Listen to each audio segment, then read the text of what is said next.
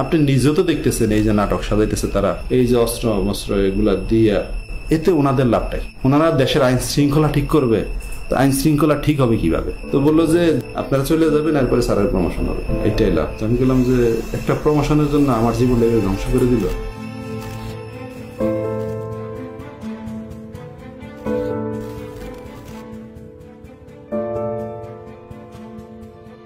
If you didn't have that commission, probably it will be just a storytelling. Nobody will believe, somebody will say yes, somebody will say no.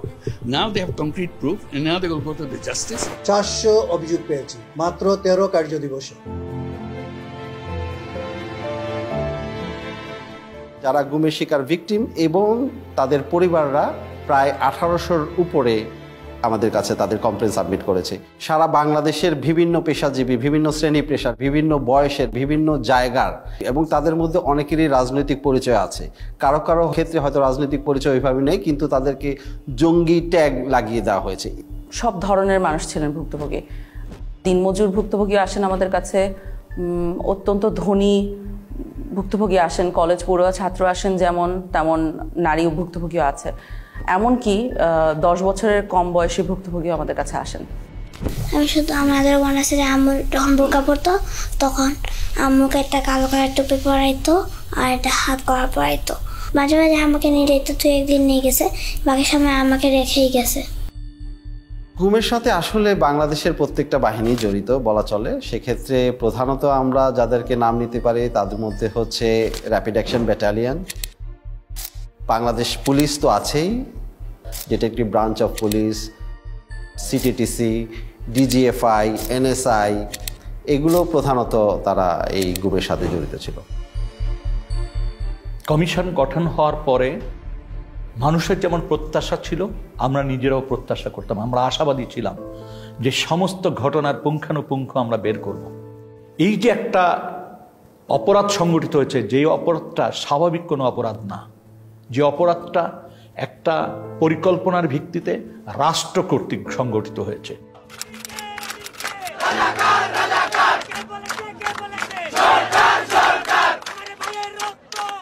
5ই August পরবর্তী সময় সরকার তো পরিবর্তন হয়েছেই, কিন্তু এর মানে না যে বাহিনীগুলোতে যারা দোষী তারা পরিবর্তন হয়েছে নেসেসারিলি।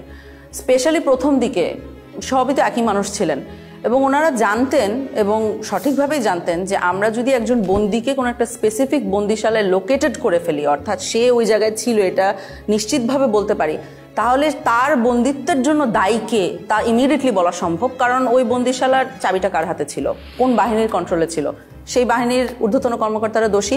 এই ব্যাপারটা যেমন ওনারাও বুঝতে পেরেছেন, আমরাও বুঝতে পেরেছি। এ কারণে 5ই আগস্ট পরবর্তী অত্যন্ত দ্রুততার সাথে প্রচণ্ড লেভেলে এভিডেন্স ডিস্ট্রাকশন হয়। Destruction of evidence is itself a criminal offense. Just মনকে মন কাগজ পুরানো হয় সব জায়গায়। ডিজিএফআই বলেন, র্যাব ইন্টেলিজেন্স বলেন, এনএসআই বলেন, সব জায়গায় এভিডেন্স পুরানো হয়। তারপরে বিভিন্ন জায়গায় এই ধরনের পুরা এন্টায়ার বিল্ডিং এর স্ট্রাকচার পরিবর্তন করে ফেলা হয়।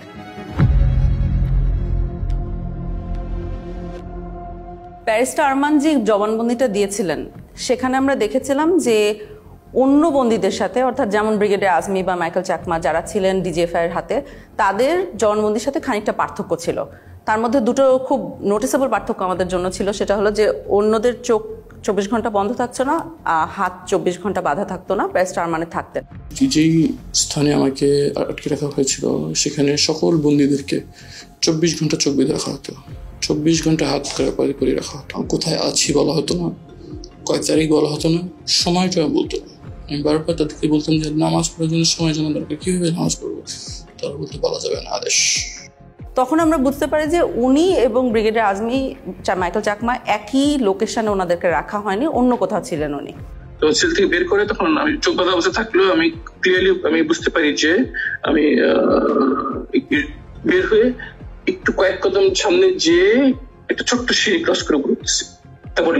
যে আয়নাঘরে ওনাকে রাখা হয়েছিল সেখানে ঢোকার সময় উনি সিঁড়ি দিয়ে উঠেছেন এবং ঠিক তার পরপরই কয়েকটা সিঁড়ি নেমেছেন। এখন এটা শুনেই আসলে সাথে সাথে বুঝে যায় যে উনি কোথায় ছিলেন, কারণ গোটা বাংলাদেশে সিম্পলি একটা জায়গায় আছে, একটা বন্দিশালায় আছে যেটা এই পার্টিকুলার বর্ণনাকে ম্যাচ করবে।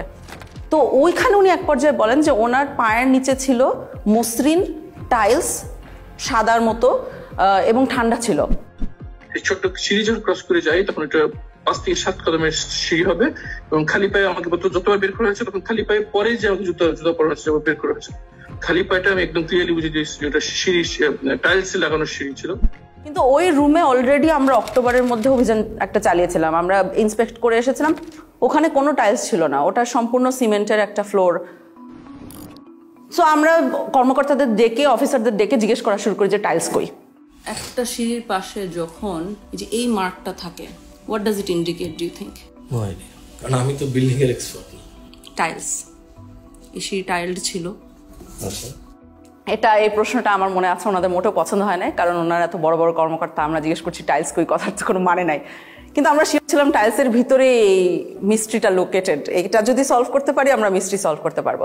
ওই সিঁড়ির তো দুইটা সাইড থাকে, একটা লে সাইড একটা লে সাইড, তো ওপর দিকে সিমেন্ট দেওয়া হয়েছিল, কিন্তু এই সাইডটায় ওইখানে মিস করে দিয়েছিল সিমেন্ট দিতে। তো ওখানে যেটা ছিল টাইলসের পিছনে দেখবেন গ্রিড আছে, চারকোনা গ্রিডের ছাপ রয়ে গেছিল। তা আমরা ওই ছাপগুলো দেখে বুঝতে পেরেছিলাম যে টাইলস অবধারিতভাবে ওখানে ছিল। ব্যারিস্টার আরমানকে আমরা ছবি আঁকতে বলেছিলাম যে আপনি আঁকেন তো, যে আপনার চোখ বন্ধ ঠিক আছে, কিন্তু সিঁড়ি দিয়ে নেমে আপনি কোন দিকে যান। তো উনি একটা ছবি এঁকে দিয়েছিলেন সুন্দর করে, যে সোজা যে বাইরে গেলে সেলে ঢোকা যায়। এখন আমরাও সোজা যে বাইরে ঢোকা যায় না, কোথাও দেয়ালের সাথে ধাক্কা লাগে। ওইখানকার যখন ছবি ব্যারিস্টার আরমানকে দেওয়া হয় তখন ব্যারিস্টার আরমান বলেন যে এখানে কি কিছু হয়েছে দেয়ালে, দেয়ালটা মানে কি জানি একটা তারতম্য আছে, এরকম একটা উনি ইন্ডিকেশন করেন।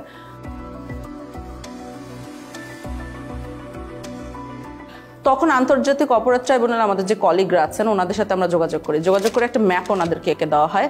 সেখানে বলা হয় যে এই দেয়ালটা মাপেন, আপনি ইন্টারনাল যে দৈর্ঘ্য এটা মাপেন, এন্ড দেন বাইরে যে ওই একই দেয়ালের এক্সটার্নাল দৈর্ঘ্য মাপেন। যদি 7 ফিটের উপরে পার্থক্য পান তাহলে বুঝবেন যে এইখানে কোনো একটা সেল আছে যেটা দেয়াল দিয়ে ঢেকে দেওয়া হয়েছে।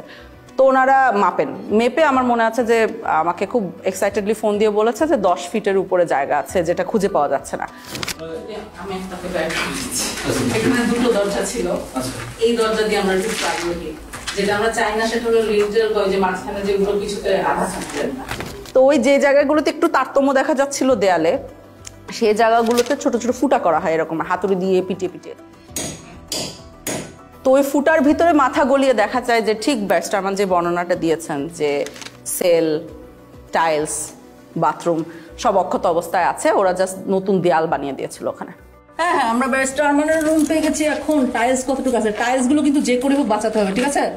উনি টাইলস চিনেন, যাতে কোনো টাইলস না হয়ে যায়। ওই যে অ্যাকচুয়ালি ওরা এখান থেকে বের করে নেয় জিনিস, ওরা টাইলস গুলো এখান থেকে উঠায় ভিতরের স্টোর। 8 বছর এখানেই থাকি। I couldn't tell with stay on night from they used to blindfold us and handcuff us. In the night they used to handcuff us at the back. They wouldn't tell us where I was. They wouldn't tell us even time for prayers. Literally felt like I was buried alive. এরকম হতো যে 24 ঘন্টা চোখ বেঁধে হাত দিয়ে বসে রাখতো, কিছু দিতেন না। হুমাম কাদের আমাকে বলেছিলেন যে ওনার সেলের একটা অংশে উনি খোদাই করে এসেছিলেন ওনার নামের ইনিশিয়ালস গুলা।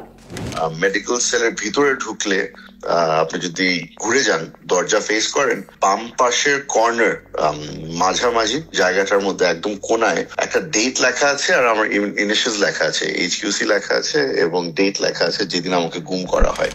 তো আমি যখন ওখানে যাই এবং ওখানে খুঁজি যে রুমটা আমরা সন্দেহ করে ওনাকে রাখা হয়েছে, শিওর হবো কিভাবে যে ওই রুমে ওনাকে রাখা হয়েছে, কারণ ওই রুমটা রং টং করে ফেলা হয়েছিল অগাস্ট 5 পরে।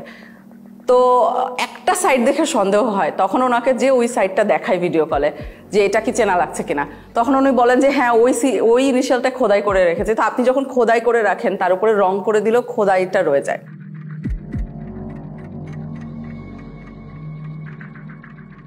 বিগত সময়ে যেটা 2009 থেকে 2024-এর 5ই অগস্ট পর্যন্ত আওয়ামী লীগ শাসন আমলে যেটা হয়েছে, আমরা দেখেছি তারা সবসময় একটা বয়ান দিত যে বাংলাদেশে কখনোই গুম হয় নাই। এটা শুধু শেখ হাসিনার মন্ত্রিসভায় অনেক মন্ত্রীরাই অহরহ বলেছেন এবং নিরাপত্তা বাহিনীর প্রধানরাও বলেছেন। নিরাপত্তা বাহিনী কিংবা আমাদের কোনো গুমের সঙ্গে তারা সংশ্লিষ্ট নয়। 3 ধরনের লোকই গা ঢাকা দেয়, এরা হয়তো কয়েকদিন পরে আবার আত্মপ্রকাশ করে, আবার যারা নাকি ফ্যামিলিগতভাবে মানে কোনো অসুবিধায় পড়ে তারা গা ঢাকা দেয়। যেখানেই গুম হচ্ছে সেখানেই আমরা কিছুদিন পরেই তাকে পাচ্ছি, হয়তো সে নানা কারণে আত্মগোপন করে থাকে, সেইগুলোকে গুম বলে চালিয়ে যায়। গুম বলে কিছু নাই, এরা সবাই লুকিয়ে যাচ্ছে, পালিয়ে যাচ্ছে, বউয়ের সাথে ঝগড়া করে দ্বিতীয় বিয়ে করেছে, ইত্যাদি ইত্যাদি, এই ধরনের বিভিন্ন ধরনের গল্প তারা বলেছে। গুম হওয়ার পরে যখন গুমের শিকার ব্যক্তির পরিবারের সদস্যরা থানায় যেতেন জিডি করার জন্য, যে তার স্বজনকে খুঁজে পাচ্ছে না বা হারিয়ে গেছে বা তুলে নিয়ে গেছে, এইটার ক্ষেত্রে যখন জুডি করতে যেতেন কোনো বাহিনীর কথা উল্লেখ করতেন, থানা থেকে তাদেরকে বিতাড়িত করা হতো। আমার জিডি, আমার আপু আম্মু, আমার স্ত্রী সবাই থেকে জিডি ওই এবং ওই বাড়িওয়ালারা তারা প্রথম থানাতে গেছিল, থানাতে জিডি নেয়নি। যদি কখনো মিসিং ডায়েরি নিত, সেক্ষেত্রে পুলিশ নিজেরা লিখে দিত যে সে বাড়ি থেকে বেরিয়েছে, এরপরে আর ফেরত আসে নাই। আর কখনো যদি কোনো বাহিনীর কথা উল্লেখ করত, সে জিডি কখনো নিত না। এমনও হয়েছে যে বাহিনীর নাম উল্লেখও করে নাই, কিন্তু তারপরও জিডি নেয়নি, থানা থেকে তাদেরকে তাড়িয়ে দেওয়া হয়েছে। আমরা 250টা কেস ফিল্টার করেছিলাম আমাদের 1800-র মধ্যে থেকে, যে 250টা কেসের 3টে বৈশিষ্ট্য ছিল। 250টার কেসে আমরা সমসাময়িক প্রমাণ পাচ্ছি। কি প্রমাণ? যে তাকে যখন গুম করা হচ্ছে তখন তার হয় একটা মিডিয়া রিপোর্ট আছে, সমসাময়িক মিডিয়া রিপোর্ট আছে। তার যে নিখোঁজ হয়ে যাওয়া বা তাকে যে তুলে নিয়ে যাওয়া হয়েছিল, সেইটার জন্য একটা থানায় জিডি করা হয়েছে। কোনো কোনো ক্ষেত্রে তাদের পরিবারের মামলা করেছে। এবং এই লোকটা জীবিত আছে, অর্থাৎ সে আমাকে তার অন্তর্বর্তীকালীন পিরিয়ডে সে কোথায় ছিল এর বর্ণনা দিতে পারছে, যেটা আমরা কোনো না কোনো আয়নাঘরের সাথে ম্যাচ করতে পারছি। ওই এক সাইডে দিয়ে গ্রিলের দরজা ছিল, টয়লেটটা ছিল এই কর্নারে, হ্যাঁ, যেদিকে কলমের মাথাটা রাখছিলেন, জি জি, এটার সামনে দিয়ে এমনি ওই যে অল্প একটু উঁচু দেয়াল ছিল। এটা কি শুধু সামনে ছিল না সাইডেও ছিল? না, শুধু সামনে ছিল, এক পাশ ছিল। দরজা ছিল ওই আপনার শিক লোহার। শুধু একটা দরজা না দুইটা দরজা? একটাই দরজা, একটা দরজা মানে দুইটা তালা দিত একটা দরজা। সিঁড়ি বয়ে আমাকে ওঠানো হয়, সিঁড়ি বয়ে ওঠানো হওয়ার পরে একটা সাদা ফ্লোরে আমার মানে সমান একটা ফ্লোরে রাখতে দেওয়া হয়, বুঝতে পারি টাইস খোপের মানে কাপড়ের দরজা ছিল। ওই খোপটা বেশি উঁচু ছিল না, আমার এতটুকু হবে প্রায় এতটুকু। আচ্ছা, আমি আপনাকে একটা ভিডিও দেখাই, দেখি চিনতে পারেন কিনা। জি জি, খোপে খোপ খোপ। এটা হচ্ছে সেই সবুজ কাপড়ের, হ্যাঁ সবুজ কাপড়, আমি তো বললাম আপনাকে মেকশিফট যে ফ্রেমটা। জি হ্যাঁ হ্যাঁ, ভেতরে একজন দাঁড়ায় আছে। হ্যাঁ আমি তো বললাম এই পর্যন্ত, আমি তো আগেই বললাম। আর ভেতরে শুয়ে থাকা যাবে। এবং তাকে যখন প্রডিউস করা হচ্ছে তখন তার বিরুদ্ধে একটা মামলা দিয়ে প্রডিউস করা হচ্ছে, অর্থাৎ কোনো একটা নিরাপত্তা বাহিনী মেনে নিচ্ছে যে তাদের হেফাজতে এই লোকটা আছে। প্রত্যেককেই কিন্তু একাধিক মামলায় দেওয়া হয়েছিল এবং অলমোস্ট সবার বিরুদ্ধেই জঙ্গি বিরোধী যে তকমাটা লাগানো হয়েছিল এবং সন্ত্রাস দমন আইনে মামলা দেওয়া হয়েছিল। এতে যেটা হচ্ছে যে এই কেসগুলো হয়ে গেছে সেসব কেস যেখানে দুই সাইডে প্রমাণ আছে। সে যখন নাই হয়ে যাচ্ছে সেটার সমসাময়িক প্রমাণ আছে, সে যখন রিয়েপেয়ার করছে সমসাময়িক প্রমাণ আছে, এবং তার মধ্যবর্তী যে জায়গাটাতে ছিল সেটার বর্ণনা কোথাও ম্যাচ করা যাচ্ছে। অনেক ক্ষেত্রে দেখাচ্ছে একজন বন্দী আরেকজন বন্দীকে দেখছে বা তার গলার স্বর শুনতে পারছে বা তার পরিচয় জানতে পারছে গুম অবস্থায়, তখন তার একজন একজনের সাক্ষী হয়ে যাচ্ছে। এই দিক থেকে মানে দ্বিতীয় বা তৃতীয় নাম্বার ছেলে একটা ছেলে ছিল, ও হচ্ছে যে একটু যতটুকু মনে হলো মানসিক সমস্যা ছিল, প্রচুর কান্নাকাটি করতো আর চুলটা পাল্টা বকাঝকা করতো। 16 বছরের ছেলে, অনেক কান্নাকাটি করতো। তারপরে আমরা তাকে খুঁজে বের করেছি, পরবর্তীতে একটা সাইকেলের দোকানে সে কাজ করছিল এবং মানসিক ভারসাম্য লুজ করেছে। মনে রাখবেন ওই ছেলেটাকে আমরা কেন খুঁজে পেয়েছিলাম, কাজ তার চারপাশের বন্দিরা, 2 বছরের বন্দিরা আমাদেরকে এসে বারবার করে বলতো ওখানে একটা ছেলে অনেক কাঁদতো, আমাদের কেস সলভ করার আগে ওই ছেলেটাকে খুঁজে বের করেন, আমাদেরকে জানান ওই ছেলেটার কি হয়েছে, বেঁচে আছে কিনা। বেশ কয়েকজনকে পাই যারা সবাই রেকগনাইজ করতে পারছে যে ছেলেটা আছে কিন্তু জানি না কোথায় আছে, জানি না কোথায় আছে, এইভাবে করে চলতে থাকে আনটিল একজন বলে। ওই ছেলেটাকে পরবর্তীতে আমি জেলে দেখছিলাম, তোর আবার হচ্ছে যে এরকম হাতে সবগুলো হাতে মোটামুটি ছিল আপনার কেটে ফেললে বা নখ উঠাই ফেললে টাইপ এরকম ইয়ে থাকে না, ওই টাইপের মানে একদম ফাটা ফাটা সবগুলো ছিল আর কি। তখন কাশিমপুর জেলের কোথায় দেখেছে, কাশিমপুর জেলে পাগলা সেলে দেখেছে, তখন আমরা পাগলা সেলের রেজিস্ট্রি বার করি। সমস্যা হয়েছে যে ওই সময় পাগলা সেলের রেজিস্ট্রি তো অনেকের নাম ছিল আর এই ছেলের নাম আমাদের জানা ছিল না, তো আমাদের কিছুই লাভ হয় নাই। তো আরও একজন লোক এসেছিল একবার একদম শেষে, যার সাথে কথা হয়েছে, আমি জানি না তাকে কেন বলেছিলাম, ওনার আসলে জানার কথা ছিল না, উনি একই বাহিনীর হাতে ছিল না, উনি আরেকটা বাহিনীর হাত থেকে উনি কাশিমপুরে গিয়েছিলেন। তখন সে বলে আমি তাকে আরেকবার দেখেছি গত বছর। তখন আমরা বলি যে আপনি কি আবার খুঁজে বের করতে পারবেন কিনা দোকানটা, ভদ্রলোক খুবই ভালো, উনি আসলে খুঁজে বের করে তখন ওই ছেলে এবং ছেলের বাবাকে নিয়ে আসেন। থানা থেকে খবর আসলো, তখন ওখানে যে ওকে কেমন দেখেছেন? আমরা দুইটা এই ফায়ের নোক আর হাতের নোক ছিল না ওই সময়, দূরে থেকে দেখছি তো ছিলই না। একবার হরান জিয়েছিলাম, পড়াই করতে না বলতে পারি না। ওকে কি মানসিকভাবে সুস্থ মনে হচ্ছিল? না, মানসিকভাবে সুস্থ আসছিল না। ওইখানে আমরা যে ডক দেখছিলাম, মানে কথা আমি একটা জিজ্ঞেস আর একটা উত্তর দিছিল। আমি যে জিজ্ঞেস খাওয়া দাওয়া করছো, তুমি কোন সময় হয়েছো? এখন ছেলেটাকে যদি আপনি জিজ্ঞেস করেন যে তুমি কেমন ছিলে ওখানে, হ্যাঁ, ও কিন্তু দেখবেন ওর ওয়ে অফ কোপিং, এটা আমাদের কাছে লক্ষণীয়। যে কিছু মানুষ কোপ করছে আল্লাহকে স্মরণ করে, কিছু মানুষ পরিবারকে স্মরণ করে, ওর ওয়ে অফ কোপিং ছিল ভুলে যাওয়া। ও বলেছে আমার কিছু হয় নাই। কারণ তুমি 4 বছর অনেক কষ্ট সহ্য করেছো। অনেক কষ্ট, ব্যথা পাইতাম ম্যাডাম। সমস্যা নেই ম্যাডাম,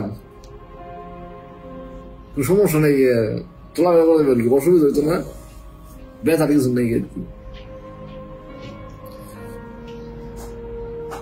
যাক, আমার ছেলে অনেক ভাই বড় করতে নিয়ে গিয়া, এটি বড় কথা। সবাই কয় ভাই সব যা আছে তা হইছ, এখন ছেলে মিলে হয়ে যাওয়া শেষ। মানুষ অনেক কথা গেছিল আর কি, সবাই বুঝছে যে নাই। এখন আমি উকিলেরও যাই না, কেমন সেরকম কোনোভাবেই হতে পারে না যে তারা নিজেদের মধ্যে কোঅর্ডিনেট করে কাজটা করতে পেরেছে। অর্থাৎ তারা যেটা বলছে সেটা এভাবেই ঘটেছিল, কারণ সমসাময়িক প্রমাণ আছে। এই কারণে এই 250 কেস যথেষ্ট শক্তিশালী একটা এভিডেন্স আওয়ামী লীগের এই মিথ্যা বয়ান ভাঙার জন্য। গুমের যারা ভিকটিম, অর্থাৎ তাদেরকে যখন প্রথম তুলে নেওয়া হয় সেই পর্যায় থেকেই আসলে তাদেরকে নির্যাতন শুরু করে। একাধিক কাপড় দিয়ে তার চোখ মুখ ঢাকা হতো। চোখ বাঁধা থাকতো 3টা কাপড় দিয়ে। প্রথমে একটা কাপড় দিয়ে চোখ বাঁধতো, আর একটা জমটুপি, যেটা জমটুপি পরানোর পরে আবার আরেকটা কাপড় দিয়ে বাঁধতো, আর হ্যান্ডকাপ পিছনে লাগানো থাকতো। মাইক্রোবাস বা যে পরিবহনে উঠানো হতো তার 2 পাশে যখন থাকতো তারা কিন্তু চেপে থাকতেন, তার হাত করা পরিয়ে ফেলতেন, এবং কোনো কোনো ক্ষেত্রে তাদেরকে নীল ডাউন করে রাখা হতো সিটের ওখানে, যাতে বাইরের মানুষ কোনোভাবে টের না পায়। গান বাজনা বাজানো হতো যাতে কেউ ধারণা না করতে পারে যে এই গাড়িতে কাউকে তুলে নেওয়া হচ্ছে। তারপর তাকে যখন নির্দিষ্ট স্থানে নিয়ে গোপন সেলে যখন তাকে বন্দি করবে, তাকে নামানো হতো যখন কোনো কোনো ক্ষেত্রে তাকে 2 পাশ থেকে উঁচা করে রাখতো, যাতে কোনোভাবে অনুধাবন না করতে পারে যে সে কয়টা স্টেপ দিয়ে উপরে উঠছে। প্রত্যেকটা গোপনশালায় আসলে অত্যন্ত ভয়ানক, এবং আপনি যদি দেখেন যে গোপন বন্দিশালার সাইজগুলো, দৈর্ঘ্য প্রস্থ, এখানে মানুষকে রাখাটাই হচ্ছে টর্চারের শামিল। এইখানে যারা আসে এখানে আসে এখান থেকে লোক নিয়ে যায়। প্রথম যদি ট্রান্সপোর্ট করে যে ঢাকা থেকে লোক নিয়ে অন্য কোথাও পাঠাবে, এখান থেকে 4 জন 2 জন এখান থেকে নিয়ে, আমি এরকম একবার 3 জন লোক নিয়ে এসে ট্রান্সপোর্ট করছি কর্মচারী। একবার গেট দিয়ে ডুবে, সাথে হাতে বাম পাশে, না হাতে ডান পাশে হাতে, আমি যদি একদিক ডুবে হাতে ডান পাশে। সাইজ কি সেলগুলোর? স্যার টয়লেট টাইপ স্যার, বুঝিয়ে বলুন। টয়লেট স্যার, মানে একটা টয়লেটের দৈর্ঘ্য প্রস্থ 3 ফিট বাই 8 ফিট স্যার, এরকম লম্বা, লোহার গেট লাগানো স্যার, সার্কিট লাগানো। Look at how tiny this room is, and it's still divided into 7 different cells. Look, I'll just come into this one to show you how small it is. I'm about 5 feet 4 inches tall, and I can stand up straight in this particular one, but I cannot extend my arms all the way out. But if you go just next door to this one over here, take a look. I cannot stand up straight. I cannot extend my arms. And imagine that people spent weeks, months, or even years in these cells. পাশে কোনো স্থানে তাকে নেওয়া হতো যেখানে জিজ্ঞাসাবাদ করার জন্য নানান ধরনের যন্ত্রপাতি ব্যবহার করা হতো। দেখা গেছে 8-10টা সেল আছে, তার সাথে একটা জিজ্ঞাসাবাদের ব্যবস্থা বা একটা রুম আছে। সেই রুমে যখন তাকে নেওয়া হতো, 2-1টি বাক্য বিনিময় করার পরই তাকে মারধর শুরু করে দিত। আর যখন মারতো, বেশি মারবে, তখন এই হাত পিছনে দিয়ে রাখতো, আর আমার এই কনুইগুলো 2 হাঁটু এগুলাতে খুব জোরে জোরে মারতো। এই মোটা পুলিশের হাতে যে মোটা লাঠিগুলো থাকে এগুলো দিয়ে, এবং এক পর্যায়ে আমাকে বলল যে তোর হাড় থেকে মাংস আলাদা করে ফেলবো। কোনো কোনো বন্দিশালার ভিতরেই টয়লেট, যেখানে তাদেরকে ঘুমাতে হতো রাতে, সেই জায়গায় তারা ঘুমাতে পারতো না। তার কারণ হচ্ছে কমোড থাকতো, ওই কমোডের উপরেই তাদের পা রেখে ঘুমাতে হতো।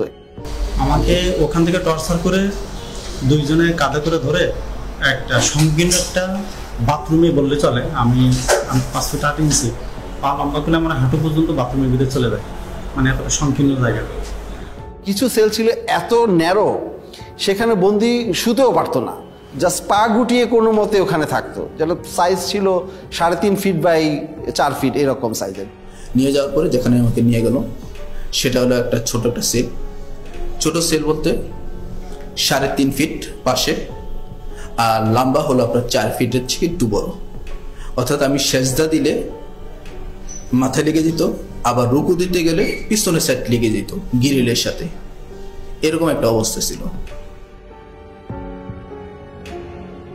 যারা বন্দি ছিল ওই বন্দিশালায় থাকাটাই হচ্ছে দুঃসহ মানসিক যন্ত্রণার একটা বিষয়। আমাকে ওই রকম একটা ফ্লোরের সাথে এরকম করে হাত দিয়ে এরকম করে আস্তে আস্তে বাড়ি দিতে হতো। বাড়ি দিয়ে একটু শব্দ হলে তারা লাঠির ইশারায় বাথরুমে নিয়ে যেত। বাথরুমের জন্য তারা মারতে দেরি হতো, অনেকে 8 মিনিট সময় দিত আমাকে। 8 মিনিটের বেশি হতো আমাকে বিলম্ব দিত, মারতো, আবার লাঠির ইশারা দিত, অনেক বকাবকি করতো। এক ধরনের যন্ত্র ব্যবহার করতে হতো, যে হাতে শিকল দিয়ে ওই যন্ত্রের সাথে আংটা পরিয়ে দিয়ে মেশিন চালু করলে তাকে আস্তে আস্তে ছাদের দিকে ঝুলিয়ে ফেলা হতো। এই ঝুলন্ত অবস্থায় ঘন্টার পর ঘন্টা রাখার ঘটনা আমরা শুনেছি, এমনকি মানে 24 ঘন্টার কথাও আমরা অনেক ক্ষেত্রে পেয়েছি। আমাকে ওই ফ্যান লটকায় এরকম একটি এর মধ্যে গামছা দিয়ে এরকম প্রায় 15 দিনের মতো ঝুলিয়ে রাখছে। শুধু আমি টয়লেট এবং নামাজ এই দুইটা আর খাবার সময় আমাকে ছাড়া রাখতো, আর এইরকম ভাবে সবসময় ঝুলিয়ে রাখছে। কোনো কোনো বন্দিকে হ্যান্ডকাপ পরিয়ে জানালার গ্রিলের সাথে বেঁধে রাখা হতো সার্বক্ষণিক, এবং সে শুতেও পারতো না, ওইভাবে কোনো মতো বসে থাকতো। এই যে এর জানালার মধ্যে একটা হাতে এই পাশে ঝুলাই রাখছে, আর একটা হাতে এই পাশে। এই 5 দিনের মধ্যে 3 দিন এইভাবে আমাকে লকআপের সঙ্গে ঝুলাই রাখা হয়। শুধু একটাই দোষ ছিল আমার, আমি বলছি আমি নিকাব খুলবো না, আমি পর্দা করি। যেখানে হ্যান্ডকাপ পরা হয়েছে সেখানে কেটে গেছে, রক্ত পড়েছে, তারপরও কিন্তু তাকে নামানো হয়নি, বরং ওখানে পিটানো হতো এবং নানান কথা জিজ্ঞাসাবাদ করা হতো। এই ওনাদের নাম জিজ্ঞাসা করতে হচ্ছে, এর মধ্যে আমাকে কি করলো, পানি ঢাললো, মুখে গামছা দিয়ে পানি ঢাললো।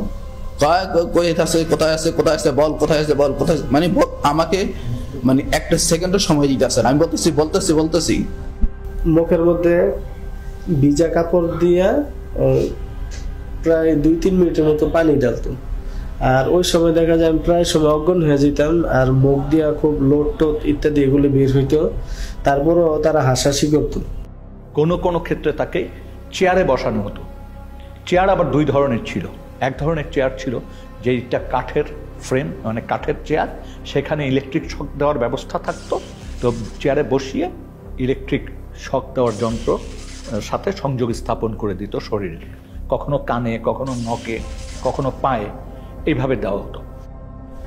আমার কানের লতার মধ্যে লাগাইছিল ওই যে কি ওইটা ওই যে কি ইলেকট্রিক, ওটা বলতে পারবো না, কিন্তু মনে হলো যে ঠাডা পড়ে মাথা আমাদের সুইচ দেওয়ার লাগলে মনে ঠাডা বললো। অনেক ক্ষেত্রে জিজ্ঞাসাবাদের সময় বালতিতে পানি রেখে প্রস্রাব করতে বলা হতো। কারেন্টে শর্ট দিয়েছে, একটা বালতি দিছে, বালতির মধ্যে পানি ছিল, পেশাব করতে দিচ্ছে, অনেক পানি খাওয়ানোর পরে পেশাব করতে দিচ্ছে। পেশাব করার সময় কারেন্টে শর্ট লাগে, পানির মধ্যে যখন পেশাব করে তখন কারেন্টে শর্ট লাগে। বেশ কিছু টর্চার ইনস্ট্রুমেন্ট যেগুলো ধ্বংস করে ফেলা হয়েছে, তার মধ্যে একটা আমরা শুনেছি ছিল যে একটা বালতির মতো, ওটার ভিতরে পা রেখে দিলে আস্তে আস্তে পানি গরম হতো, তখন যথেষ্ট ব্যথা লাগতো। একটা ইনস্ট্রুমেন্ট ছিল যেটা আপনাকে যদি বেঁধে দেওয়া হয় তাহলে ওটা ঘড়ির কাটার মতো ঘোরাতে পারতো, 360 ডিগ্রিজ ঘুরতো। র্যাবের কাছে ঘোরে যে চেয়ারগুলো, এগুলো পেয়েছি। স্বাভাবিক একটা চেয়ারে বসানোর পরে আমাকে ওই হুইল চেয়ারের মতো যেমন পা রাখা যায় ওরকম পাদানি আছে, পাদানের উপরে পা রাখার পরে পা থেকে মাথা পর্যন্ত অনেকগুলো বেল লাগায়। তো পা এইগুলো যখন করছে তখন আমাকে কিছুক্ষণ ঘোরানো হয়েছে। একটা পেয়েছি আমরা কিন্তু ময়লার আবর্জনার ভিতরে, মানে ওটাকে ফেলে দেওয়ার জন্যই রাখা হয়েছিল, আমরা যে ওইখানে খুঁজে খুঁজে বের করে এনেছি। কোনো কোনো ক্ষেত্রে নখকে বিচ্ছিন্ন করে ফেলা হতো। কোনো কোনো ক্ষেত্রে সুই ঢুকানো হতো, এবং কারো কারো ক্ষেত্রে সম্পূর্ণ উলঙ্গ করে ঝুলিয়ে রাখা হতো।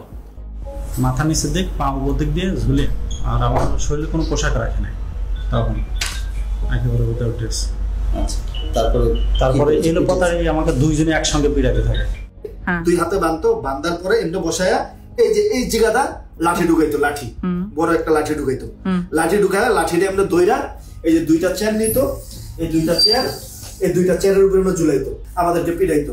তারা গান গাইতো, এক এক সময় মমতাজের গান গাইতো যে বুকটা ফাইটা যায়, এই কথার গান, আবার দিল তো পাগল হে, এই গান কইতো আর পিড়াইতো। এবং আমি একটি ক্ষেত্রে জানতে পেরেছি যে তাকে উলঙ্গ করে একজন নারীর সামনে উপস্থাপন করা হয়েছে। খুবই দুর্ভাগ্যজনক যে একটা মানুষকে কতটুক অপদস্থ, অপমান করতে, ঘৃণাকর পরিস্থিতিতে ফেলতে এই ধরনের ব্যবস্থা আমাদের রাষ্ট্রীয় বাহিনীগুলি, সংস্থাগুলি করেছে। আমাকে উলঙ্গ করে আমার লজ্জা স্থানে ইট বাইদা প্রায় 1 থেকে 1.5 ঘন্টা আমাকে এরকম একটা অবস্থায় রাখছে। তো যতই কষ্ট হয় মানে তারা খুব হাসাহাসি করে। যেমন একটা বন্দির ক্ষেত্রে আমরা জানতে পেরেছি যে ওই বন্দিটার গায়ের ওড়না টেনে নিয়ে গেছে কোনো একজন সিকিউরিটি ফোর্সের সদস্য, এবং তাকে বলা হচ্ছে তুই তো একসময় খুব পর্দা করতিস, হ্যাঁ ইসলামিস্ট, তোকে দেখ এখন কেমন লাগে। এইভাবে তুচ্ছ-তাচ্ছিল্য করা হয়েছে। বন্দির মাসিকের সময় যা প্যাড দেওয়ার কথা, ওইটা প্যাড দিয়ে ওটা নিয়ে খুব হাসাহাসি করতো। ওইটা খুবই তার জন্য একটা লজ্জাজনক বিষয় হয়েছিল যে সবার সম্মুখে অনেক হাসাহাসি করছে। এই বিষয়টা খুবই পীড়াদায়ক। মানে আমার পিরিয়ডের ডেট ছিল অনেক লেটে, এই পরিমাণ টর্চার করার আমি এত পরিমাণ মানে অসুস্থ হয়ে যায়, সাথে সাথে আমার পিরিয়ড হয়ে যায়। তারপর ওনাদেরকে বলি যে আমার তো প্যাড লাগবে, পরে এটা নিয়ে অনেক হাসাহাসি করে ওরা। মাসের পর মাস 2 দিন 4 দিন গ্যাপ দিয়ে কাউকে কাউকে প্রতিনিয়ত এই ধরনের জিজ্ঞাসাবাদের মধ্য দিয়ে যেতে হয়েছে, মাসের পর মাস, বছরের পর বছর। ওরা কি করলো, আমাকে শোয়াইলো, এই শোন, শোয়াই 2 জন আমার বুকে উপরে পাড়া দিয়া ধরলো, আর পিছনে হাতটা এইভাবে বাঁধলো, পা 2টা এইভাবে বাঁধলো, বাঁধে পায়ের নিচে বাঁশ দিল একটা, আর উপরে একটা বাঁশ দিল, আর হাত যেটা বাঁধছে হাতের নিচে এই দিকে একটা বাঁশ দিয়েছে। আমি তো ফ্লোরের মধ্যে শোয়া, এই পাশের উপরে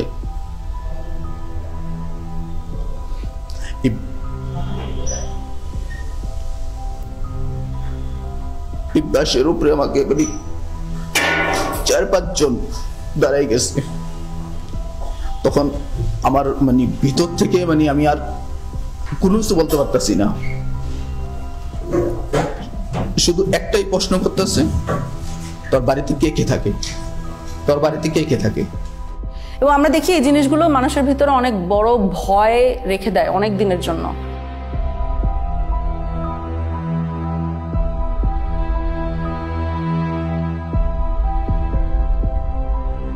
আমাদের অনেক ভুক্তভোগী হায়েস গাড়িকে ভয় পায়, কারণ তাকে হঠাৎ করে রাস্তার মধ্যে থেকে টেনে হায়েস গাড়িতে উঠানো হয়েছে। আমাদের অনেক ভুক্তভোগী এসি রুমকে ভয় পায়, কারণ এসি রুমে, টর্চার রুমগুলোতে এসি থাকতো, কারণ আই সাপোজ অফিসাররা যখন এগুলো করতেন ওনারা ঘামতে চাইতেন না। গানটা সাউন্ড আসতো, মানে ঠিক থাকতে পারতাম না, আর শুধু চিৎকার সাউন্ড আসতো। গান বাজিয়ে মারধর করা হতো, যখন সাউন্ড আসতো মানে কোনো প্রকার আমি তো মানে টেনশন। আমি গানটা আমি কয়েকবার দেখার চেষ্টা করছি, ঠিক মতো আমি দেখতে পারিনি। চিকিয়া কালিয়ারে ওই গানটা আপনি দেখতে পারেন নাই? জি, গানটা আমি কয়েকবার দেখার চেষ্টা করছি, ওইভাবে আমি দেখতে পারিনি।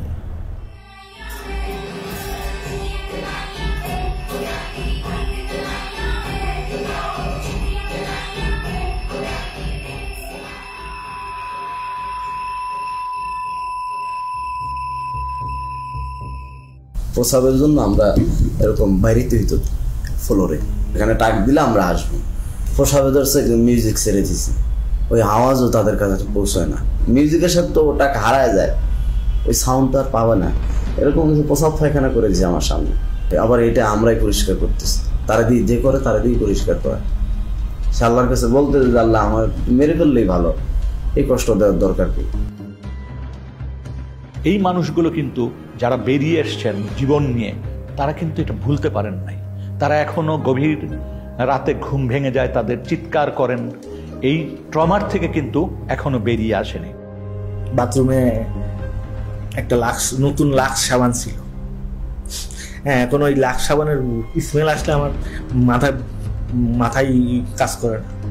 আমি লাক্স সাবানের ওই স্মেলটা যদি কেউ আমার সঙ্গে গল্প করবে, আমার আমি ভিতরে অস্থিরতা চলে আসে, আতঙ্কগ্রস্ত হয়ে যায়। আর শুধু যে তারা বেরিয়ে আসে নাই তা না, এই সমাজটাও কিন্তু এক ধরনের ভীতিকর ভয়ার্থ পরিবেশের মধ্যে একটা ভয় সমাজের ভিতর কিন্তু প্রবাহিত। আওয়ামী লীগের শাসন আমলে আমরা যেটা দেখেছি মূলত হচ্ছে বিরোধী রাজনৈতিক দলকে দমন করার জন্য এই গুমকে একটা হাতিয়ার হিসেবে ব্যবহার করা হয়েছে, এবং সেক্ষেত্রে তাদের প্রধান টার্গেট ছিল বিএনপি, জামাতে ইসলামী এবং ইসলামী ছাত্র শিবিরের নেতাকর্মীরা। সরকারের বিরুদ্ধে যখন জনমত তৈরি হয়ে যেত, সরকারের বিরুদ্ধে যখন মানুষ প্রশ্ন করা শুরু করত, যখন সংঘবদ্ধ আন্দোলনের চেষ্টা হতো, বিরোধী দল বিরোধী মত যখন সংগঠিতভাবে ঐক্যবদ্ধভাবে কোনো বিষয়কে প্রোটেস্ট করতে চাইতো, তখনই এই নির্যাতনের মাত্রা বেড়ে যেত, মানুষের ঠিয়ানার সংখ্যা বেড়ে যেত। এবং আমরা যেটা দেখেছি যে প্রত্যেকটা জাতীয় নির্বাচনের আগে গুমের সংখ্যা অস্বাভাবিকভাবে বেড়ে যেত। এটা আমরা দেখেছি 2014 নির্বাচনের আগে, অর্থাৎ 2013 পিরিয়ডে, এবং 2018 সময় 2017-18, এবং 2024 নির্বাচনের ঠিক আগে 2023 শেষের দিকে এবং 24 শুরুর দিকে।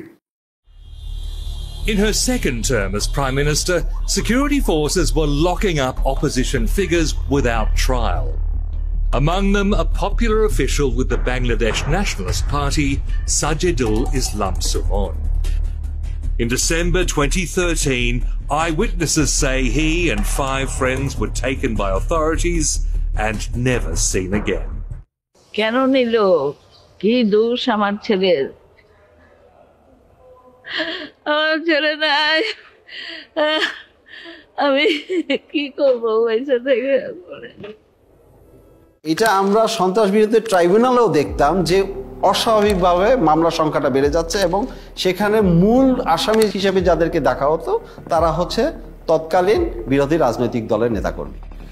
মিডিয়াকে আইনশৃঙ্খলা রক্ষাকারী বাহিনী, র্যাব, ডিজিএফআই, বিভিন্ন গোয়েন্দা সংস্থা তাদের মতো করে ব্যবহার করেছে। তারা যে ধরনের গল্প বানিয়ে দিবে সেই গল্পটাই যাতে প্রচার করা হয়, এবং মিডিয়া সেটা প্রচার করত নির্দ্বিধায়। কোনো জায়গায় কিন্তু তারা প্রশ্ন করত না, একদম হুবহু একই বয়ান, বাহিনী যে বয়ানটা দিত সেই গল্পই তারা ছেপে দিত। যখন একজন গুম হচ্ছে, there are one of two things যেটা হতে পারে। একটা হলো তাকে মেরে ফেলা হবে বা তাকে বাঁচিয়ে রাখা হবে। বাঁচিয়ে রাখার পরবর্তী কি হবে? বাঁচিয়ে রাখার পরবর্তীতে বেশিরভাগ কেস হলো যে তাদেরকে মামলা দিয়ে ছেড়ে দেওয়া হচ্ছে বাংলাদেশে। মামলাগুলো যথেষ্ট ভয়ঙ্কর, এটা কিন্তু আমরা বলছি যে ক্রিমিনাল জাস্টিস সিস্টেম গুমের সাথে কন্টিনিউয়াস একটা সিস্টেম ছিল।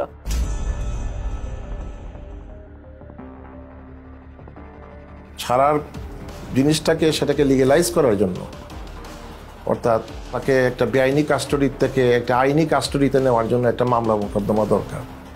সেই কাজটা করতে গিয়ে অনেক মিথ্যা মামলা মোকদ্দমা তাদেরকে জড়িত করে দেওয়া হতো। প্রত্যেকের ক্ষেত্রে একাধিক মামলা দেওয়া হয়েছে, তার মধ্যে একটা মামলা প্রত্যেকের ক্ষেত্রে কমন, সেটা হচ্ছে সন্ত্রাস বিরোধী আইনে মামলা দেওয়া এবং জঙ্গি তকমা দিয়ে দেওয়া। এবং প্রত্যেকটা ভিকটিমের ক্ষেত্রে তাদেরকে দেখা হচ্ছে তাদের কোনো রাজনৈতিক পরিচয় আছে কিনা। তো বলছে তারেক রহমানের অ্যাকাউন্ট ডিটেল বলেন, কোন কোন জায়গায় তার টাকা থাকে। আমি বলছি ভাই আমি জানি না, I don't know, I simply don't know. তো বলছে ম্যাডাম জিয়ার টাকা কোথায় দিয়েছেন, কোথায় রাখে। আমি বলছি আমি জানি না। তখন আবার দিল, আমার 2টা নিক্যাপ তারা দিল, তারপর ফেলে রাখলো। ইভেন সম্পৃক্ততা না থাকলেও যদি দাড়ি টুপি পরে মসজিদে যায়, মাদ্রাসায় যায়, বা এগুলো সম্পৃক্ততার কারণে কিন্তু এই মামলাগুলো দেওয়া হয়েছে। তুই তো জামাতের, তুই শিবিরের কোন পদ আস্তে তুই কি করো? সেই সে বলছি আমি একসময় ছাত্র শিবির করতাম, এখন আমি করি না। কেন? আমি মুখে তখন আমার মুখে একটু বড় দাড়ি ছিল, মুখে বড় দাড়ি করি, টাকার উপর এখানে প্যান্ট করি, এই নানান কোয়েশ্চেন। আমার ভাই কেন জামাত ইসলাম করতো, এই টাইপের রিলেটেড কোয়েশ্চেন। ফাঁকে ফাঁকে উনি খুবই বাজে বৃষ্টিভাবে কথায় কথায় গালি দিতেছিল, জঙ্গি, রাজাকারের বাচ্চা, এই রাজাকারের বাচ্চা বেশি বলতেছিল। আপনি তাকে কিছু ভুয়া মামলা দিচ্ছেন, আমরা যেটাকে বলছি কিছু প্যাকেজ কেস দিচ্ছেন, অ্যান্টি টেররিজম অ্যাক্টে দিচ্ছেন, arms act, explosives act, digital security act, এইসবের আন্ডারে মামলা দিয়ে দিচ্ছেন, দেওয়ার পরে তাকে অনেকদিন জেল খাটতে হচ্ছে, এরকম একটা সিস্টেম আছে। 4-5টা মামলায় একই ধরনের ভাষায় ব্যবহার করা হয়েছে এবং ভার্বেটিম ওয়ার্ড ফর ওয়ার্ড। যদি এইভাবে হয় 4-5টা, তাহলে বুঝতে হবে this cases are all manufactured cases. দুটো মামলার আপনার ল্যাঙ্গুয়েজ একরকম হইতে পারে না, কিছু হইতে পারে গোপন তথ্যের ভিত্তিতে, this much acting on a secret information, the raiding party went to the place of occurrence and arrested the accused, এটা হতে পারে। কিন্তু বাইকগুলো তো মিলার কথা না, ঘটনার স্থল, ঘটনার তারিখ এবং কিভাবে ঘটনা ঘটেছিল এগুলো তো আপনার মিলার কথা না। বিশেষ করে সন্ত্রাস বিরোধী আইনে যে মামলা, জঙ্গি ট্যাগ দিয়ে জঙ্গি বানানো, এইটাই কিন্তু প্রথমতই তাকে হিউমিলেট করছে। সমাজ থেকে কিন্তু তাকে প্রথমে বিচ্ছিন্ন করা দেওয়া হলো, পরিবার থেকে প্রথমে বিচ্ছিন্ন করে দেওয়া হলো, এবং তার প্রতিবেশী সবাই কিন্তু তাকে ভিন্ন চোখে দেখে। এই ছেলেটা জঙ্গি, আমরা তো জানতাম না, এটা জঙ্গি পরিবারের সন্তান। তাদের মধ্যে একটা ফোবিয়া ছড়াই গেছিল যে এই আপার সাথে হয়তো যোগাযোগ করলে আমরাও অ্যারেস্ট হতে পারি, আর এই মেয়েটার সাথে যোগাযোগ হলে আমরাও অ্যারেস্ট হতে পারি। এটার জন্য আমরাও নিজেদেরকে গুটাই নিয়েছিলাম যে কি দরকার যদি কারো ক্ষতি হয়। বাংলাদেশে জঙ্গি নাই এই কথাটা বলা যাবে না, জঙ্গি ছিল, জঙ্গি এখনো আছে। কিন্তু প্রশ্নটা হচ্ছে যেইভাবে এটাকে ফুলিয়ে ফাঁপিয়ে দেখা হচ্ছে, যেটা প্রোটেক্ট করা হচ্ছে, এইটার খুবই একটা ক্ষুদ্র অংশ হয়তো বাংলাদেশে জঙ্গি আছে। তৎকালীন যে সরকার ক্ষমতায় পাকাপোক্তভাবে টিকে থাকার জন্য এই ওয়ার অন টেররের যেই ন্যারেটিভ, এইটাকে জিয়ে রাখার জন্য এটা তারা চালিয়েছে। Killed by the BNP Jamaat, you know that BNP Jamaat is a terrorist party. They always go for terrorism and nepotism and corruption. I have to prove credibility, right? To whom? To whom? A terrorist party? A terrorist organization? No. এই মামলাগুলো তো বছরকে বছর চলছে, এবং এই মামলার হাজিরা দিতে দিতে তাদের যে অর্থনৈতিকভাবে পঙ্গু হয়ে যাচ্ছে প্রত্যেকটা ফ্যামিলি। এবং আমরা একটা জরিপ করেছি যে মিনিমাম খরচ হয়েছে 7 লাখ টাকার মতো, তাদের হাজিরা থেকে শুরু করে এই মামলা পরিচালনার সব খরচ। অনেক ফ্যামিলি তাদের জমি জমা, তারপরে হচ্ছে বাড়িঘর পর্যন্ত বিক্রি করে দিয়েছে এই মামলা থেকে পরিত্রাণ পাওয়ার জন্য, কিন্তু মামলাগুলো ঝুলছে। প্রায় 3 লাখ টাকার মতো খরচ হয়েছে জামিনের পিছনে, আসা যাওয়ায়, গাড়ি ভাড়া, এটা হচ্ছে নিট একটা কস্ট। তারপর তো অন্যান্য জায়গায় এখানে টাকা খাওয়াইছে, ওইখানে টাকা খাওয়াইছে, বাড়িতে পুলিশ গিয়েছে কয়দিন পর পর, ডিবি থেকে লোক গিয়েছে, ওরা গিয়ে বসে থাকছে, তো বিভিন্ন ধরনের কথাবার্তা বলছে, ওদেরকে টাকা দেওয়া লাগছে, টাকা পয়সা না নিয়ে কেউ কখনো আসে নাই, থানায় টাকা দেওয়া লাগছে, বিভিন্ন সময় বিভিন্ন জায়গা থেকে সংস্থার লোক গেছে, ওরা টাকা খাইছে, অনেক টাকা পয়সা খরচ হয়েছে 16 সালেও। এখানে একটা দুঃখজনক বিষয় হচ্ছে যে অনেক ক্ষেত্রে দেখা যায় মামলাগুলো ভুয়া প্রমাণিত হওয়ার পরে তাকে বেকসুর খালাস করে দিয়েছে, কিন্তু তাকে যে এই যে 4 বছর বা 5 বছর যে সে কারাগারে বন্দী ছিল, এটা তাকে কে ফিরিয়ে দেবে?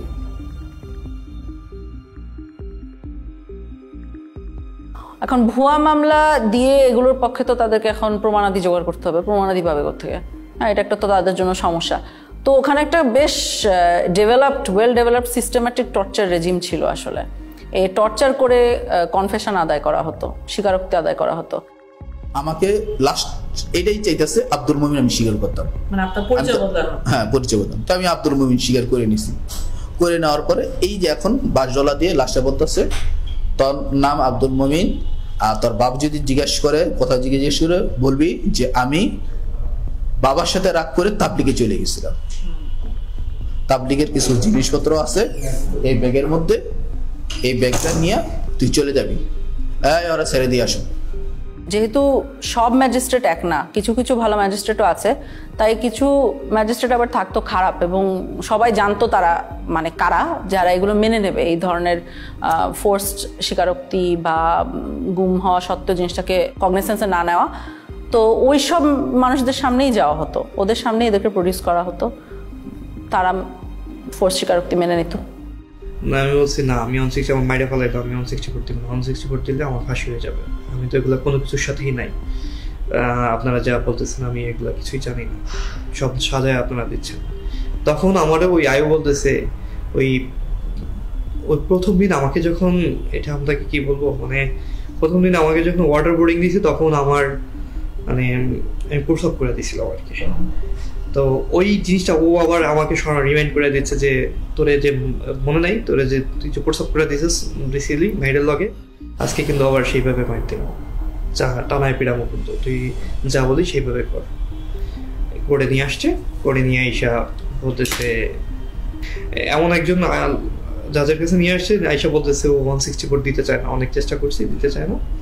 পরে বলে যে আবার সেই কোর্টের যে জাজ বলতেছে ও এখনো দাঁড়ায় আছে কিভাবে, এটারে কেমন 164 দেয় না, এটা তো দাঁড়ায় আছে, সুস্থ আছে, 164 দেওয়ার জন্য কিছু মশলাপাতি খরচ করতে হবে না। A GUM or enforced disappearance is a violation of human rights. So the judges as a whole should be sensitized about the human rights, about the various human rights instruments and the violation of those human rights. Magistrate সাহেব উনি ডাক দিয়ে বললেন যে আপনাদের আসামি তো করতেছে না, কি বলে বালকরূপ স্বীকারোক্তি দিচ্ছে না। একটা এগ্রিজিয়াস কেস আমাকে যেটা খুব ডিস্টার্ব করেছে সেটা হলো যে সে আমাকে বর্ণনা করছিল যে ম্যাজিস্ট্রেটকে যে বলেছে যে প্লিজ আমি এতদিন ঘুমছিলাম, আমি আসলে এটার সাথে জড়িত না। হ্যাঁ, অনেক সাহস করে এটা সে ম্যাজিস্ট্রেটকে বলেছিল। ম্যাজিস্ট্রেট তখন যে পুলিশ সাথে নিয়ে গিয়েছিল, পুলিশকে ডেকে বলেছে এই যে দেখেন কি বলছে, তখন তাকে বাইরে নিয়ে যাওয়া হয়। সিএম কোর্টের বারান্দায়, এটা সময় 8 তলা বা 9 তলায় কিছুক্ষণ আমাকে মারধর করলো। আমার এখানে সময় দাগ আছে মনে হয়, এটা ওরা আমাকে মাথাটা ধরে স্যার ওই গ্রিলের মধ্যে এটাতে বাড়ি মারতে ধরছে, তখন আমার হাতে হ্যান্ডকাপ ছিল, তাই আমি মাথাটা বাঁচানোর জন্য আমি এটা যখন আনছি তখন আমার এখানে পড়ছে, তাই আমি নিচে ফেলে পাড়াইলো, কিছুক্ষণ মারলো, অনেক চিৎকার চেঁচামেচি করতেছিলাম, কারণ আমি হচ্ছে কেউ তো আসলো। যখন চিৎকার চেঁচামেচি করতেছি তখন ম্যাজিস্ট্রেট আয়কে ডাকে পাঠাইছে যে এত আওয়াজ করতেছেন কেন। আর মানে কি বলবো, এটা অবিশ্বাস্য বিষয়। আমি প্রশাসনকে কাছ থেকে দেখছি আর আমি অবাক হয়েছি যে আসলে পুরোটাই একটা system. Most of the judges were at the beck and call of the high command of the then ruling party. That's why they did not dare to take any effective steps against the enforced disappearances of the victims or abduction of the victims, The judiciary must be proactive instead of reactive. The judiciary must come forward protecting and promoting the human rights of the people through adjudication of disputes in a very bold and assertive manner. Boldness is an integral part of the personality of a judge. A weak person is not suited or suitable for the position of a judge. Judges must know how to deliver justice impartially, effectively, and in a neutral manner. কিছু মানুষকে বাঁচিয়ে রাখবে কিন্তু release করতে পারবে না, বাংলাদেশে নানাবিধ কারণ থাকতে পারে সেটার জন্য। তখন তাদেরকে আমরা দেখছি ইন্ডিয়াতে পার করে দেওয়া হয়। ইন্ডিয়াতে পার করার পদ্ধতিটা আমরা বুঝতে পেরেছি বন্দীদের সাথে কথা বলে, সিকিউরিটি ফোর্সের ভিতরে যে হুইসেল ব্লোয়াররা আছে তাদের সাথে কথা বলে, এবং অনেক সময় আমরা নথিপত্র মিলিয়ে দিন তারিখ চেক করেও ওগুলোকে কনফার্ম করেছি যে এভাবেই ঘটেছে। তোমার আম্মায় অনেক কান্নাকাটি করতেছে, এর জন্য অনেক সরাসরি হয়েছে, এর জন্য তোমাকে দেশে রাখা যাবে না, এর জন্য তোমাকে দেশের বাহিরে পাঠাবো আমরা।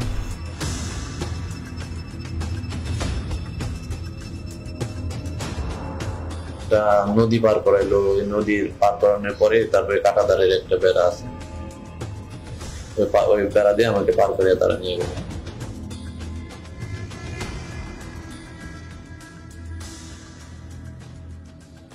ওইখানে নিয়ে 2টা লোক আইছিল হুমরাই করে, বললো তোর পার করে দেবো, তারপরে তুই ওই জায়গায় কতদিন থাকবি, আবার আমরা তো আবার ব্যাগ নিয়ে আসবো। ইন্ডিয়াতে নিয়ে যাওয়া হতো, আমাদের বাহিনী নিয়ে যেত 300-400 মিটার ইনটু দ্য বর্ডার, নিয়ে যে ওই বাহিনীর হাতে হ্যান্ড ওভার দিত। একটা বিশেষ ক্ষেত্রে আমরা দেখেছি যেখানে বন্দি এক্সচেঞ্জ হয়েছিল। ওরা আবার ওই দেশ থেকে কারা যেন আসছে স্যার, আপনার ওদের ইন্ডিয়ানরা আসছে, ওরা 2জনকে দিল, আমরা 2জনকে দিলাম। মানে ওরা 2জন বন্দিকে দিল, আপনাদের বন্দি 2জনকে ওদেরকে দিয়ে দিল। ইন্ডিয়া আমাদেরকে বন্দি দিয়েছিল, আমরা একজন বাংলাদেশি সিটিজেনকে দিয়েছি। আমার ধারণার সাথে মনে হয় আরেকজন ছিল যার পরিচয় আমরা এখনো বের করতে পারি না। অর্থাৎ আমরা 2জনকে দিয়েছি, একজনকে পেয়েছি। ওই 2জনের মধ্যে একজন বাংলাদেশি নাগরিক, সাথে মিষ্টিও দেওয়া হয়েছে। ওই বাহিনীও মানে ইন্ডিয়ান বাহিনীও মিষ্টি এনেছিল, আমাদের বাহিনীও মিষ্টি ছিল। বন্দি গিফট দেওয়ার সাথে সাথে মিষ্টিও গিফট এক্সচেঞ্জ করা হয়েছিল। এটা আমাকে নিরাপত্তা বাহিনীর যারা ওখানে জড়িত ছিল তারাও বলেছেন, বন্দি নিজেও চোখে দেখেছে এই ঘটনাটা ঘটতে।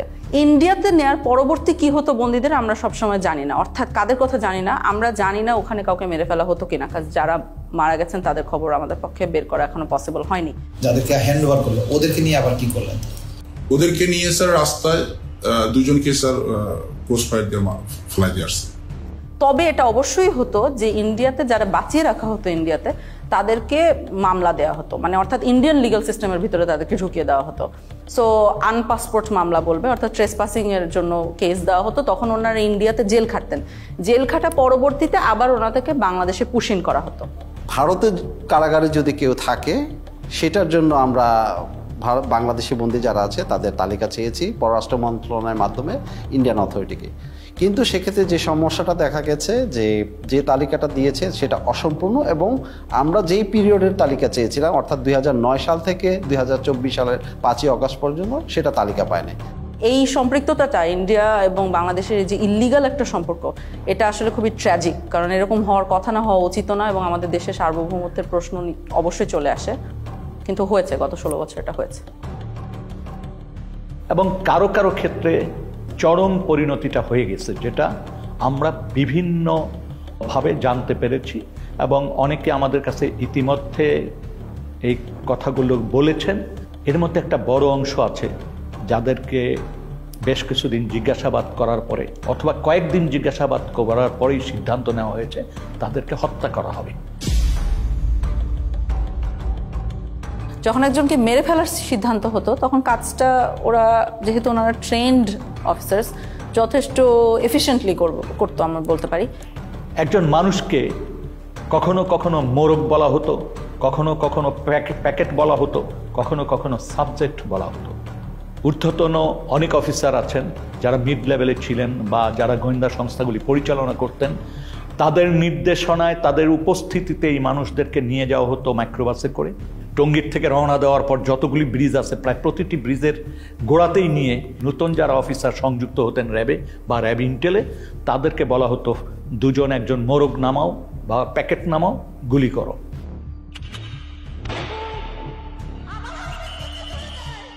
যখন ক্রসফায়ার বেশি সমস্যা হয়ে গেল আন্তর্জাতিকভাবে এবং জাতীয়ভাবে, যে এরা এটা নিতে পারতেছিল না আর এটা ক্রিটিসিজম, তখন ওরা বললো যে আরে আমরা বডি প্রডিউস করি কেন, নাই করে দিলি তো হয়, তাহলে তো কেউ বুঝবে না কি হয়েছে। তখন এইটাই মুভ করলো ওরা, এটা একটা ডিসিশন ছিল। একটা জিনিস খুব স্পষ্ট যে এই ঘটনাগুলি ঘটানো হতো, হত্যাকাণ্ডগুলি করা হতো। প্রথম দিকে কিছু লাশ রাস্তাঘাটে পাওয়া যেত, ফেলে যেত, তো কিছুদিন আগে উঠিয়ে নিয়েছিল কারার জন্য। তারপর যখন সন্দেহ হলো যে এটা আইন শৃঙ্খলা রক্ষাকারী বাহিনী বা কোনো গোয়েন্দা সংস্থা, যখন এই জিনিসগুলি মানুষের ভিতর কানাঘুষা হতে থাকলো, তখন কিন্তু আর রাস্তাঘাটে লাশ ফেলতো না। একটা বেশ কমন মেথড ছিল যেটা গোটা দেশে ব্যবহার করা হতো, সেটা হলো নৌকায় নিয়ে যে গুলি করে মেরে ফেলা। এরপর যখন যাওয়ার সময় হতো, আমরা ইয়েতে যাওয়ার পরে উনি ডেস্টিনেশনটা আগে থেকে বলে যাবে কোথায় যাবে, সাউথের দিকে যাবে। তো যাওয়ার পরে তারপরে বললো যে স্লো ডাউন, দেখো স্লো ডাউন বললে তখন বুঝি যে এখন প্রক্রিয়া শুরু হবে। যখন খোলের ভিতর দিকে তাকে তুলে নিয়ে আসে, সিমেন্টের বস্তা কিন্তু বাইরে থাকে স্যার, খোলের মুখটা খুলে একজন করে তুলতেছে স্যার, সিমেন্টের বস্তা দিয়ে সে বেঁধে ফেলতেছে, পাথের হচ্ছে হাঁটু বরাবর আছে, হাঁটু বরাবর আছে, পায়ের কাছে সিমেন্টের বস্তাটা তাকে একদম কর্নারে রাখছে। সেকেন্ড ম্যান স্যার ট্রিগরটা দেয় স্যার, ট্রিগরটা দিয়ে উঠেছে সব। তাদের পছন্দের জায়গাটা হলো মাথা স্যার, মাথার এখানে বা এই পাশে বালিশ থেকে তারপরে একদম 2 রাউন্ড ফায়ার করে। 2 রাউন্ড ফায়ারের প্রয়োজনে কখনো যদি কখনো তার মনে হচ্ছে কারো হাত কেটে গেছে, তখন বলতে সেনাবাহিনীর একটা ক্যাম্প আছে ওই ব্রিজের গোড়ায়, সেখানে সুন্দরবন থেকে একটা ট্রলার নিয়ে আসা হয়েছিল, দস্যুদের কাছ থেকে উদ্ধার করার ট্রলার, যেটা জেনারেল জিয়াউল হাসানের টিম এটা এনেছিল। এবং পরবর্তীতে আমরা জেনেছি যে জিয়াউল হাসানের প্রত্যক্ষ তত্ত্বাবধানে অনেক মানুষকে ওখানে নিয়ে যাওয়া হতো রাতের গভীর রাত্রে। এই জায়গাটা এবং বন্দিরা থাকতো এখানে ডেকের উপরে, কোনো সময় তো ডেকের ভিতরে থাকতো। এন্ড দেন অফিসাররা কারণ ডেকের ভিতরে না থাকলে দেখা গেলো মাঝে দেখে ফেলল, তারা সবই এখানে বা কেউ এখানে থাকতো। এন্ড দেন এখানে এনে শুট করে এখান থেকে ফেলে দিবে, ওখান থেকে পেট ফাটতেছে ওখানে কুইক অ্যাকশন। তো গুলি করে মেরে ফেলার পরে পেটটা চিরে দেওয়া হতো এবং বডির সাথে সিমেন্টের বস্তা বেঁধে দেওয়া হতো বা ইটের বস্তা, যাতে ওনাদেরকে যখন ধাক্কা মেরে নদীতে ফেলে দেওয়া হচ্ছে তখন তারা ডুবে যেতেন। এখানে যাওয়ার পরে এই যে মানুষটাকে শোয়ালেন, যাওয়ার পরে বাঁধার পরে তারপরে আপনার গুলি করে ফেলা দেওয়া হয়। এদিকে বাঁধার রশিটা রেডি থাকে, ওইদিকে সিমেন্টের বস্তার সাথে রশি বাঁধা রেডি, যেমন রশি বাঁধার থেকে সিমেন্টের বস্তা খুলে না যায়, খুলে না যায়। তারপরে বাকি রশিটা এখন এটা কোমরের সাথে দিয়ে বাঁধা সবচেয়ে সহজ, that of any other places of the whole body. এখানে গুলি করে লোয়ার পোর্শন ধরে ফেলে দিল। কে ফেললো? জিয়া তো গুলি করলো, এখন জিয়েই ফেললো না সাথে আরো যে লোক ছিল তার কে ফেললো এটা আমার খেয়াল নেই, এখান থেকে করে ফেলে দিল। তবে বেশ কিছু ক্ষেত্রে লাশ ভেসে উঠেছে, আমি এর ধরনের কেস দেখেছি যেখানে লাশ ভেসে উঠছে বুলেট উন্ড কপালে এবং গায়ে সিমেন্টের বস্তাটা কোনো কারণে একটা ছেড়ে গিয়েছে, অন্যটা রয়ে গেছে, এরকম অবস্থায় উঠছে। নারায়ণগঞ্জের 7 খুনের যে হত্যাকাণ্ড এবং তার লাশ লুকিয়ে ফেলার যে প্যাটার্ন, এই প্যাটার্নের সাথে অনেক অংশে মিলে যায়। এরকম নানাবিধ মারার আসলে টেকনিক ছিল, বিভিন্ন বর্ণনা থেকে আমরা পাই। কোনো কোনো ক্ষেত্রে বিষ প্রয়োগ করেও হত্যা করা হয়েছে, ইনজেকশন দিয়ে মারা হতো, এটার বর্ণনা পেয়েছি আমরা যারা এটা নিজে চোখে দেখেছে।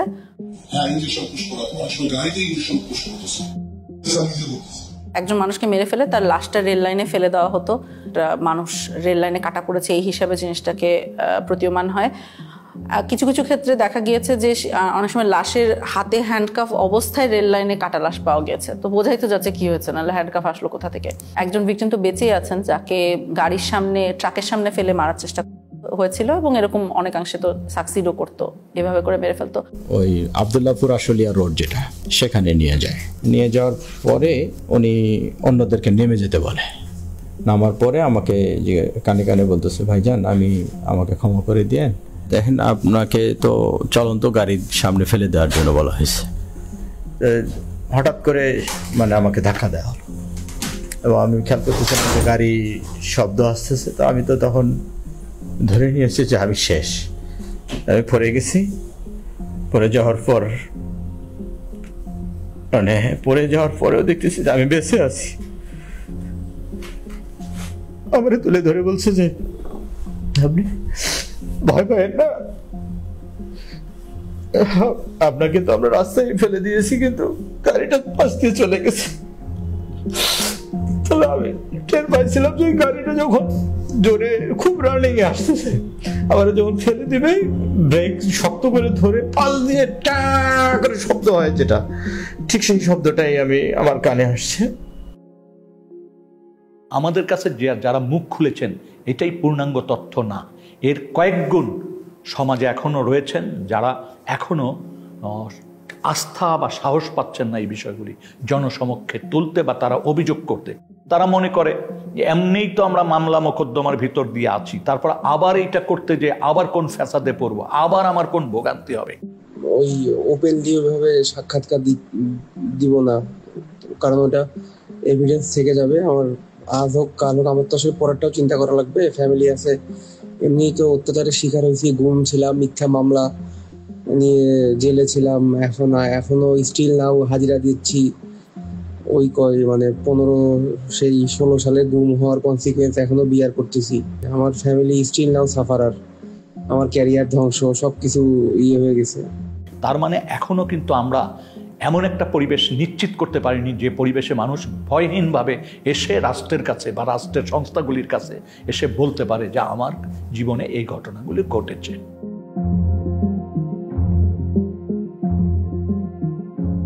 অন্ততপক্ষে গুম কমিশন যাদের ক্ষেত্রে মনে করেছে যে হয়রানিগুলোর থেকে তাদের পরিত্রাণ পাওয়া উচিত, গুম কমিশন থেকে আমরা পরীক্ষা নিরীক্ষা করছি এবং এই ধরনের একটা তালিকাও প্রস্তুত করা হচ্ছে এবং ফলস কেসগুলো যাতে দ্রুত নিষ্পত্তি করে, গুম হওয়া ব্যক্তি ছাড়া পাওয়ার পরও হয়রানির শিকার না হয় এবং এই আদালতের আইনি ব্যবস্থাকে যাতে কেউ আর অ্যাবিউজ করতে না পারে।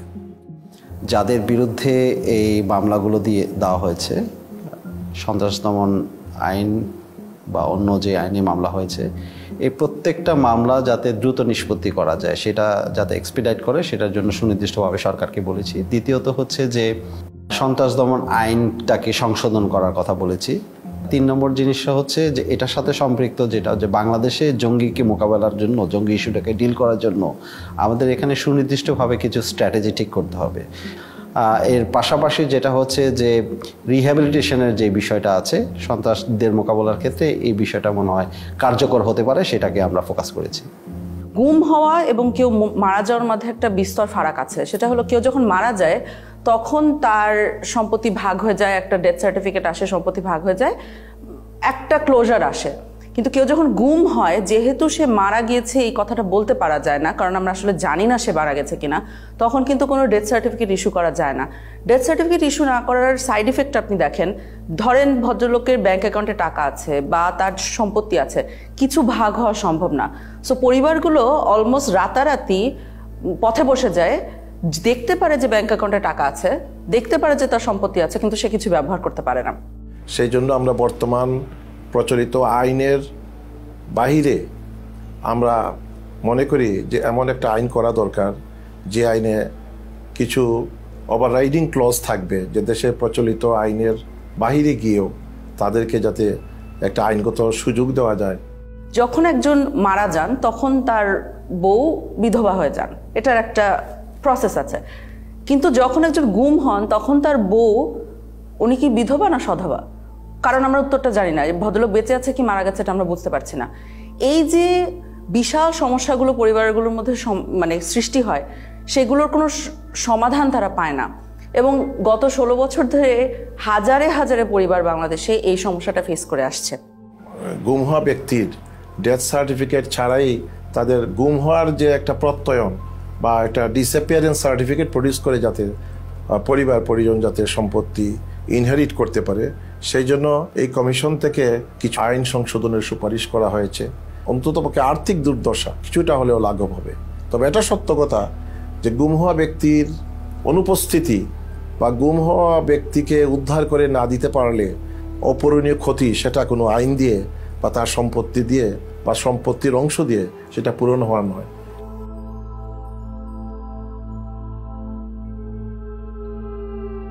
আমরা যদি আমাকে জিজ্ঞেস করেন, আমি মনে করি আমরা আশানুরূপ জায়গায় পৌঁছাতে পেরেছি। কিন্তু তারপরও বলবো, এত সংখ্যা এবং এত গভীরে এই অপরাধ সংগঠিত হয়েছে, এটার জন্য সময় একটা বড় ফ্যাক্টর।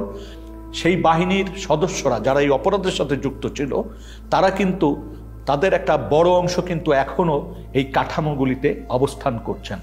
তারপরে যাদেরকে চিহ্নিত করা গিয়েছিল প্রাথমিকভাবে, তারা কিন্তু পালিয়ে গেছেন। গুম ও বিচার বহির্ভূত হত্যাকাণ্ডের সঙ্গে সংশ্লিষ্টতার কারণে আইন শৃঙ্খলা বাহিনীর 42 কর্মকর্তার পাসপোর্ট বাতিল করা হয়।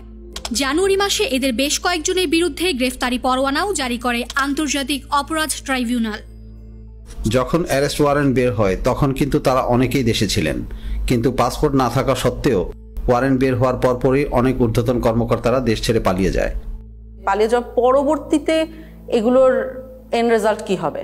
তো ধরেন আপনি বাংলাদেশ থেকে পালাচ্ছেন, মোস্ট লাইকলি আপনাকে ইন্ডিয়া যেতে হবে, কারণ ল্যান্ড বর্ডার আমাদের এসেনশিয়ালি ইন্ডিয়ার সাথে, মায়ানমারে যুদ্ধ হচ্ছে, সো ওনারা এদিকেই যাবেন। কারণ আপনি যদি দেশের একজন গোয়েন্দা বাহিনীর প্রধান হয়ে থাকেন, কয়েকজন মিলে আপনি ইন্ডিয়াতে গেলেন, ইন্ডিয়া কি করবে ফার্স্টে? ইন্ডিয়া যেটা করবে হলো আপনাকে বসে আপনাকে ইন্টারোগেট করবে। এখন আপনি চিন্তা করেন যে বাংলাদেশের সকল সেন্সিটিভ তথ্য যাদের ভিতরে আছে তাদেরকে আমরা এসেনশিয়ালি ওনাদের হাতে তুলে দিচ্ছি, বা ওনারা ওনাদের হাতে নিজেরা সোপর্দ হচ্ছেন। এই যে এত বছর যারা গুম খুনের সাথে জড়িত ছিলেন, তারা তো আমরা যেটা বলছি অনেকেই বাহিনীগুলোতে আছে। ওনারা কি চাইবেন? ওনারা চাইবেন ভবিষ্যতে ওনাদের এই অপরাধগুলো যাতে রিভিলড না হয়। এখন আমরা তাদের অপরাধের কথা জানি আর না জানি, আমরা ধরে নিতে পারি এখন যে আমাদের শত্রুপক্ষের গোয়েন্দা বাহিনীগুলো ডেফিনেটলি জানে। তাহলে ভবিষ্যতে তাকে ব্ল্যাকমেল করতে কি লাগবে? শুধু বলতে হবে, তুমি যদি না করো এই কাজটা, তাহলে কিন্তু আমি তোমার পূর্ববর্তী গুম খুনের কথা আমি কিন্তু তোমার বউকে বলে দিব, খুব বেশি যেতে হবে, বা সোশ্যাল মিডিয়ায় ফাঁস করে দিব। তখন কি হবে? আপনি নিরাপত্তা বাহিনীগুলোর ভিতরে স্তরে স্তরে মানুষ রাখছেন যারা ব্ল্যাকমেলের ক্ষেত্রে ভালনারেবল। আপনি যদি জিনিসগুলোকে সামনে নিয়ে আসেন, যে জিনিসটা আপনি লুকিয়ে রাখছেন না, সেটা দিয়ে কিন্তু আপনাকে ব্ল্যাকমেল করা যায় না। তো আপনি জিনিসগুলো সামনে নিয়ে আসেন, আপনি গুম কমিশনের সাথে কথা বলে ফেলেন, তাহলে এই সমস্যাগুলো কিন্তু চলে যায়। এই অপশনটা না নেওয়াটা আমার কাছে বোকামি মনে হচ্ছে এবং দেশ বিরোধী একটা কাজ মনে হচ্ছে। এই প্রসেসের পিকে প্রাইম মিনিস্টার্স অফিস, অনেক সময় ওনার পক্ষ থেকে ডিফেন্স অ্যাডভাইজার ছিল, তো উনিও মাঝে মাঝে ইন্টারফেয়ার করতেন, কথা বলতেন, আদেশ নির্দেশও দিতেন। So out of the way I went to PM and requested her যে সালাউদ্দিন কাদের চৌধুরীর ফাঁসি হয়ে গেছে, তার ছেলেটাকে এটা করা হয়েছে, এটা খুব এটা দেখা উচিত আমাদের ফ্যামিলিটা খুব broken and his relatives have requested. আমি নিজে প্রিয়ামকে বলেছি, আমার সাথে মানে আমি 2 বার ওনাকে বলেছি, এটা আমার নিশ্চিত মনে আছে। ছেড়ে দিব না, ছেড়ে দিব না, মানে আমি দেখি কি করা যায়। অ্যাডভাইজারকে তুমি বলছো, আমি বলছি। এবং ওনার কি ক্ষমতা ছিল তখন ওটাকে সমাধান করার? অর্থাৎ ধরেন উনি চাইলে কেউ বের করে দিতে পারতো? পিএম চাইলে হবে না, মানে এটা উনি যা চাইবে তাই হবে। সম্ভাব্য যারা অভিযুক্ত তাদের কারো কারোর সাথে কথা বলার পর যে জিনিসটা পরিষ্কার একটা অবয়ব দাঁড়িয়েছে, সেটা হচ্ছে এই ধরনের ঘটনার সিদ্ধান্ত নেয়ার ক্ষেত্রে যিনি নীতি নির্ধারকদের সর্বোচ্চ জায়গায় অবস্থান করছেন, তৎকালীন প্রধানমন্ত্রী শেখ হাসিনা, তৎকালীন সামরিক উপদেষ্টা তারেক সিদ্দিকী এবং বাহিনীগুলির প্রধান এবং ইন্টেলিজেন্স যে এজেন্সি উইং আছে তার প্রধানদের সমন্বিত নির্দেশনার বাইরে বা কমান্ড স্ট্রাকচারের সর্বোচ্চ পর্যায়ের নির্দেশনার বাইরে এই ধরনের ঘটনা দিনের পর দিন, মাসের পর মাস, বছরের পর বছর ঘটার কোনো সুযোগ নাই। সুতরাং তৎকালীন প্রধানমন্ত্রী শেখ হাসিনার এই দায় এড়ানোর সুযোগ নাই।